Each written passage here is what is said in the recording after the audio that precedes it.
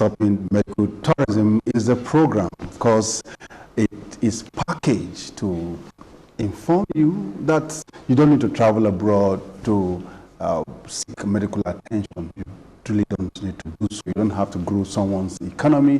You don't have to contribute to another man's growth when it comes to GDP.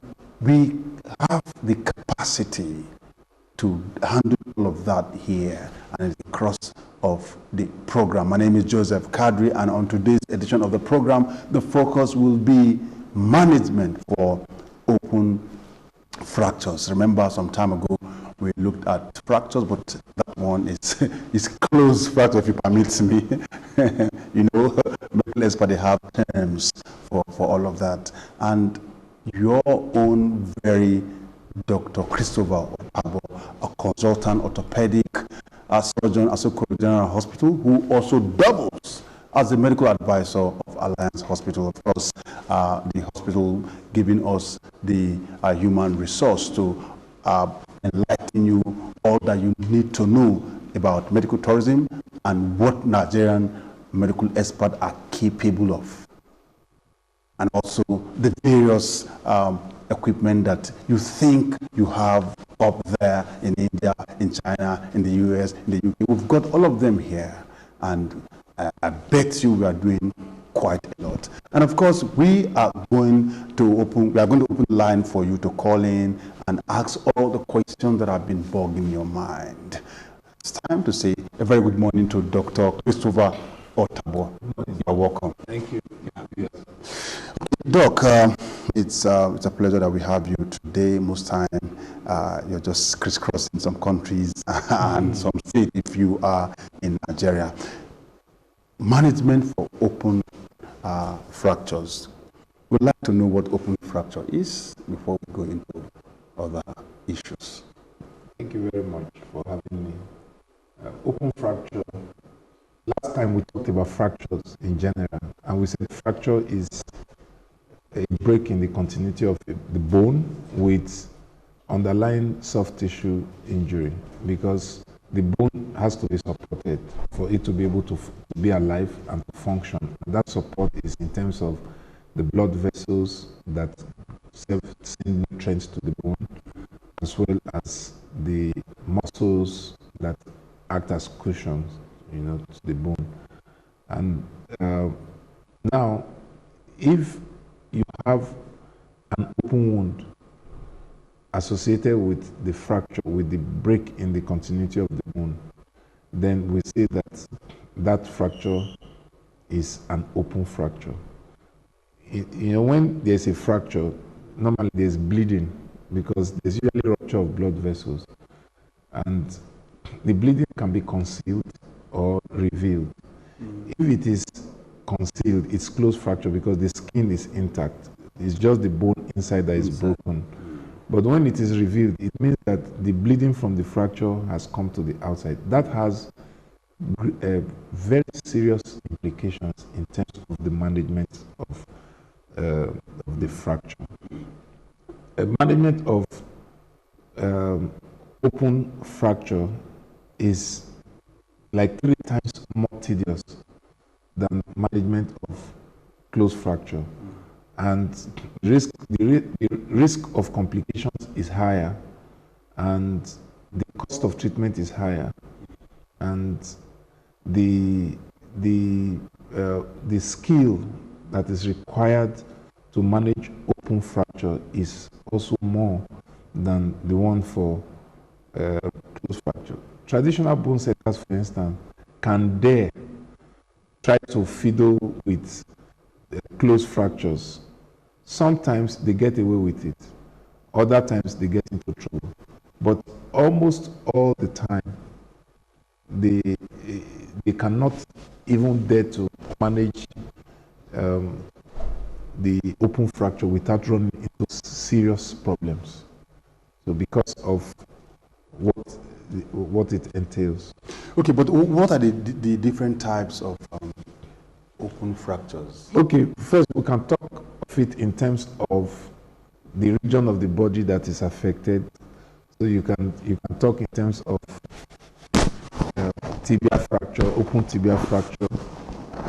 In terms of open femoral fracture, you can talk in terms of open forearm fractures. So you classify the fracture in terms of the anatomy, the part of the body involved. And open tibia fracture is the commonest type of open fracture because our legs are close to the ground, and the many injuring agents, they affect the legs. For instance, in cities where motorbike is common, open tibia fracture is one of the commonest reasons why doctors will do amputation for patients, because like I will talk about shortly, the open tibia fracture is classified into mild, moderate, and severe, type 1, type 2, type 3. Even the type 3 has A, B, C. Yes, depending on the size of the open wound, depending also on the level of contamination. If you have a fracture, if somebody fell during sports in a clean field and sustained an open fracture, it's different from if you fell in a farmyard or inside the gutter and open an open fracture. Because in the farmyard or in the gutter, the level of bacterial contamination of the wound will be much more than the one that happened maybe on the field or at home. So all those, they have implications in terms of the treatment, the risk of infection, and the outcome. Then the energy of injury also matters. For those who have low energy impact, the tissue injury will be not as much as if you have a high energy impact, like that can lead to a crush of the bone. Yes, some fractures, maybe the bone break and there's a pointed end of the bone. It just pierces. Yes, it just pierces the skin. That can be ominous. It can be a danger sign, but the tissue injury in that situation would not be as much as if you have, let's say, a missile, a gunshot, a bullet, breaking the bone, or an accident where there's a crush. So all those, they are depending on your assessment as the orthopedic surgeon. You will know what to do based on the class of the fracture and the risk of injury and so on and so forth. Now, why do we need to take such open fractures to the hospital? Most time, people just don't worry, we can tie it, we can just wash it with iodine, wash it with Dettol, it will be healed. I mean, there are some things around, traditional bone surgery that can do that. Why do we need to engage an expert to do so, and why do we need to do it here in Nigeria? Thank you so much. And I think that for me, that's the most important talking point in this brief breakfast discussion, because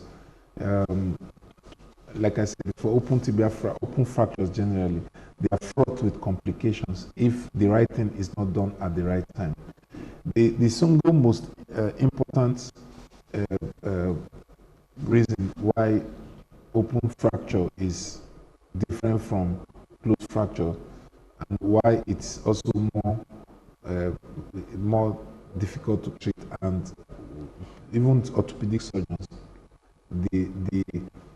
their antennas are raised when they hear open fracture, is because of the risk of infection.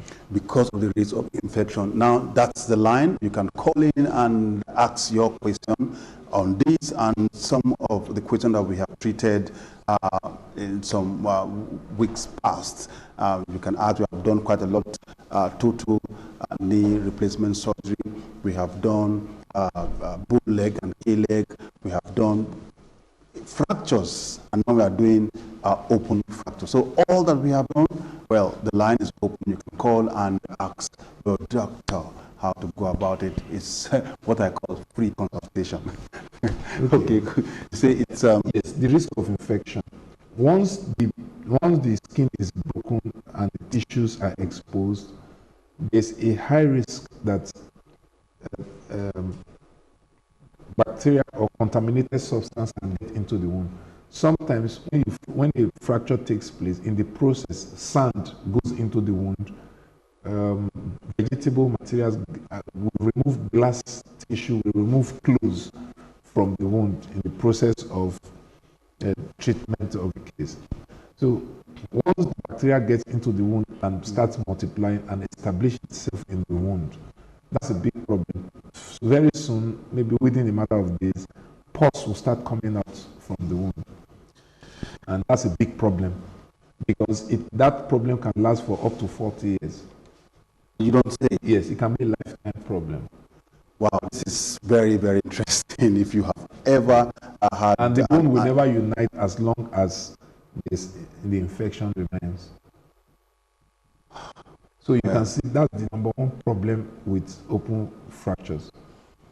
Wow, that's one very huge one, which means that if you have ever had open fracture and you still feel some pain and you are still not normal, you are still not the way you used to be, you quickly rush to... No, the moment one sees that if there's pain in the wound, in the leg or in the part of the body with deformity, severe pain, which suggests fracture, most people, even lay people, would know when they have a fracture. They would know that the bone is broken by reason of the severity of the pain and the deformity of the leg and some other symptoms around it. But what's important is if you have an open fracture, you must come to the hospital within 6 hours. And not just any hospital, a hospital that has an orthopedic surgeon. Because it takes about 6 hours. After 6 hours, the infection is established. And then it becomes a problem trying to get rid of it. But within the first 6 hours, if the wound can be washed away, it can be washed thoroughly. There's what we call debridement. I'm talking about the treatment now. You go in, take out all the debris, wash out all the vegetable materials, all the... In case of broken bottles, what is the degree of certainty that all the particles, broken bottle particles, will be removed from? That's the essence of the debridement. When you go into the theater, the first thing you want to do as an orthopedic surgeon is to make sure that that wound is cleaned out. And so you carefully, under vision, sometimes you have to extend the wound so that you can gain full access into the wound. You take out all the bottles, all the sand, sometimes we can wash the wound with as much as 10 liters of normal saline fluid. You just keep washing until you're sure that everything is out. Then before you now go to the next stage, which is to talk about the fracture. Sometimes we hold the fracture with external fixators just to ensure that the bones are not having abnormal movements, pending when the wound heals. The essence of treatment of open fracture is to convert it from an open fracture to a closed fracture. Well, hello. Well, good morning, sir. A very good morning to you. Your name and where are you calling from? Okay, my name is Otabor. I'm calling from Jaitu. You are calling from where? Jaitu. Jahistone. Okay, quickly, what's your question or your comment? Good morning, doctor. Good morning. Thank you, Ordinaka. This open fracture will come with numerous danger that we can have from the side of the patient, the psychology, the situation and the side effects of it. Most of the time, we normally see this in accident cases. So between this open fracture and the close fracture, most of the time we have close fracture, we talked about footballers. Which will be more dangerous to the patients as well as? Okay, thank you. All right, thanks for calling in, Odinaka. I'm sure the doctor got that clearly. Yes, difference between the open fracture is more dangerous because of, I just mentioned one of the dangers, which is the risk of infection. And you don't want to talk about osteomyelitis. I'm sure we'll have opportunity to talk about osteomyelitis someday in this program. Osteomyelitis is when the bone and the bone marrow is infected. It's so difficult to treat. Like I said, it can take up to 40. You have seen some people with wounds that never heals. You grow up to meet them dressing the wound, and they still keep dressing, especially those in the villages now. But with modern medical advancement, we can be take care of treated. osteomyelitis, but it's still a big deal. It's 20 times more expensive than doing the right thing, at the first time. So infection is one of the problems. Two is bleeding. Sometimes a patient can bleed to death just from an open fracture, especially if a major blood vessel is broken, because the bleeding is going out. If it's bleeding inside the wound, inside the leg, there's a concealment, and a point will come where the tissue will tamponade the blood vessel, so it will not go beyond a certain level. But if the wound is exteriorized, the blood just keeps flowing, and if nothing is done as an emergency, the patient can exsanguinate. So that's one of the risks. Tissue injuries, muscles, nerves, and other tissues can be injured, and such that it's difficult to repair. And in some cases, we'll have to do an amputation, depending on the severity of the fracture. It's not because we want to take away the leg. Everybody, we know the importance of saving the leg. But if you have a crush injury where the bone is shattered, the nerves are already transected, the blood vessel is scattered, and there's nothing you can do to save the leg. You will have to amputate. Wow, I'm sure Naka is a bit clear with that explanation. But now, is there any form of first aid for open? Yes, very, very important. The first aid starts from the time of injury. That's why it's good for Nigerians, the general public, to know what to do when you find a patient involved in an accident.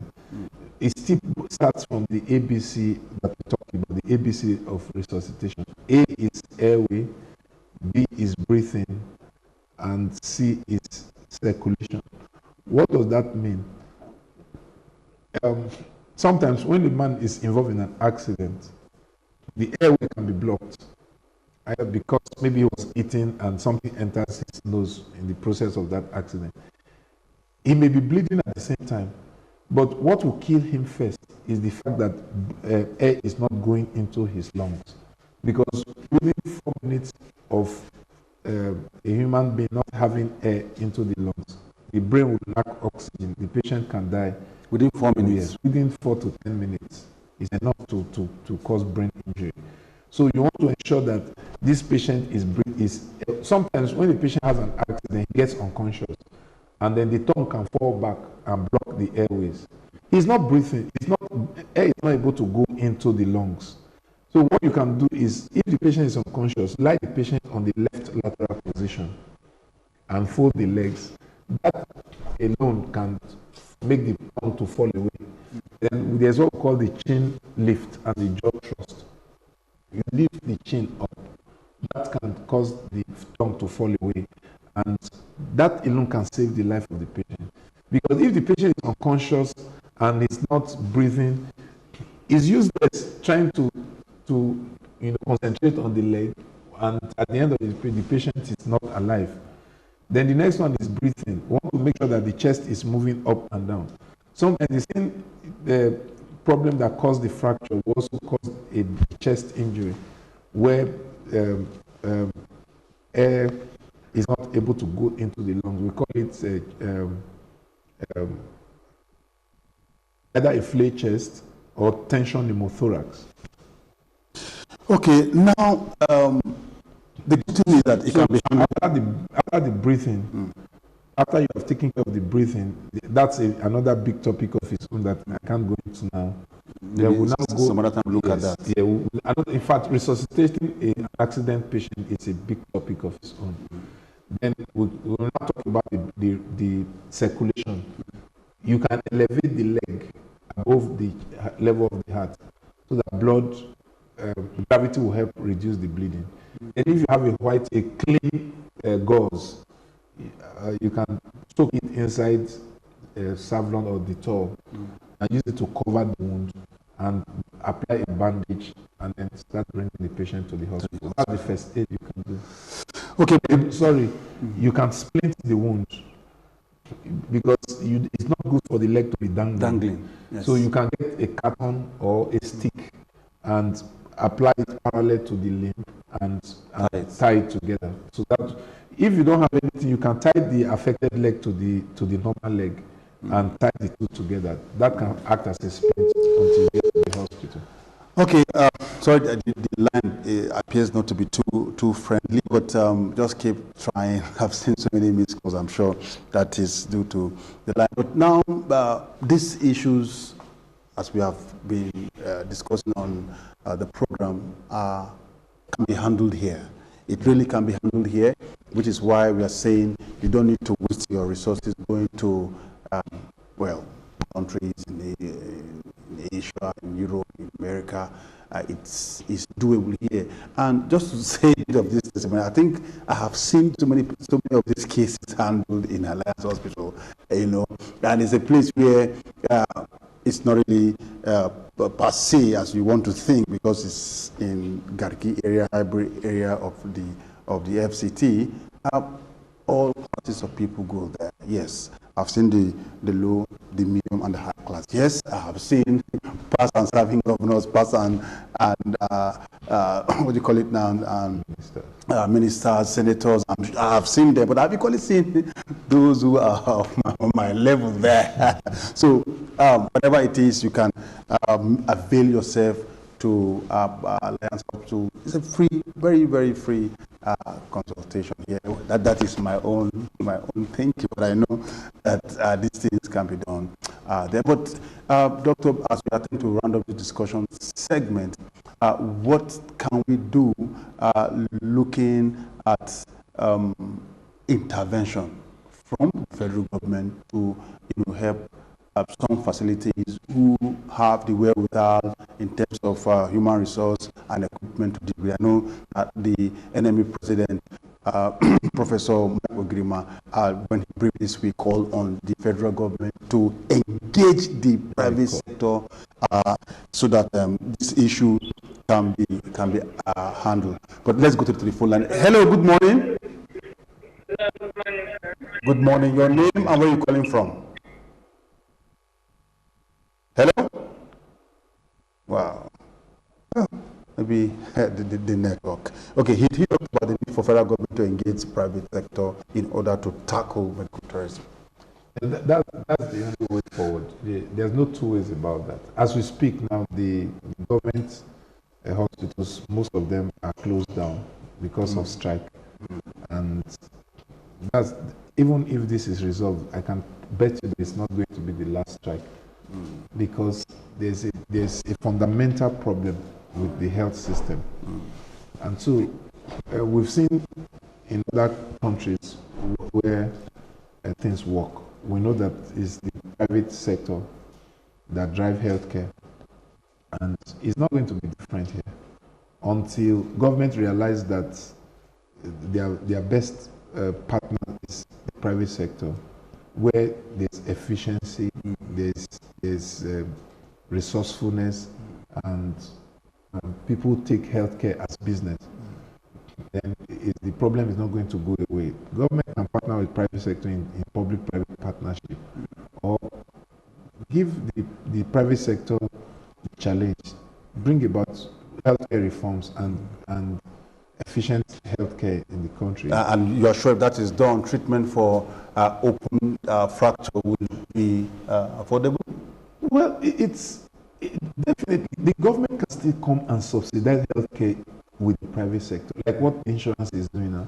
If the government can say, look, I'm paying insurance for all the poor citizens, the people who cannot afford it, but the private sector can still drive it.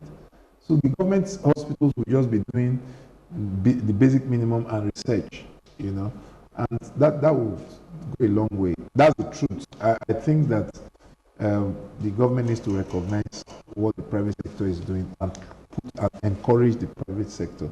And they should look at the man in the National Health Insurance Scheme is trying now after his initial ordeal. Yes, but we can do more. He has learned a lot. Yes, we can do a lot more in terms of enrolling citizens in the health insurance. And then that's where the government can come in to assist the poor people through the private sector.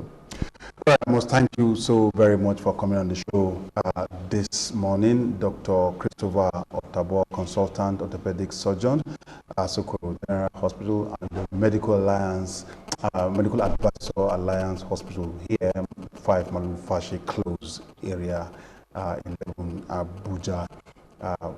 Very, very, I must say thank you for coming on the show. Well, let's see if we can do this very last one before we run out this discussion segment. Hello, good morning. Hello? Hello, good morning. Quickly. Your name and where you calling from? My name is John. You are calling from where? I'm calling from Abuja, Okay, quickly. Let's hear your question or comment. All right, quickly, your question. Okay, my question, what I wanted to contribute I think what I wanted to contribute is that the issue of private sector of is not at times most of these private sector they don't like, let me just put it this way, they don't like Can you hurry up? I have 30 seconds. It's actually wrong with the person as in the patient.